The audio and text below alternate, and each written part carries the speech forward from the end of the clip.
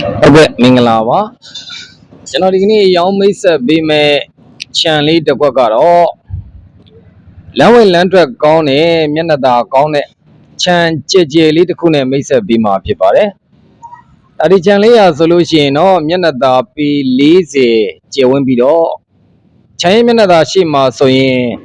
ကာကြီးကားသေးဝင်ထွက်လို့ကောင်းတဲ့ကွန်ကရစ်လမ်းကျယ်ပါဝင်မှာဖြစ်ပါတယ်ခြံရဲ့ရှေ့နောက်အကျယ်ကတော့ပေ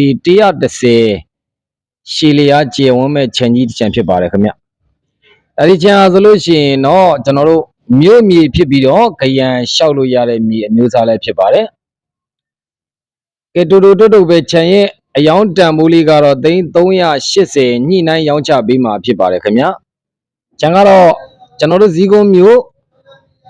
ကျွန်တော်သုံးလမ်းအမှတ်4ရပ်ကွက်မှာတည်ရှိတဲ့ခြံကြီးတစ်ခြံဖြစ်ပါတယ်ဒါဒီခြံကြီးရာဆိုလို့ရှိရင်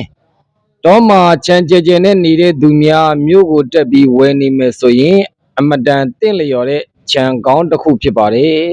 အရှိရှင်းကင်းခိုင်မာတဲ့ခြံတစ်ခုကိုကျွန်တော်ကိုတော်ရွှေမြေကတာဝန်ခံရောင်းချပေးမှာဖြစ်ပါတယ်ခင်ဗျာ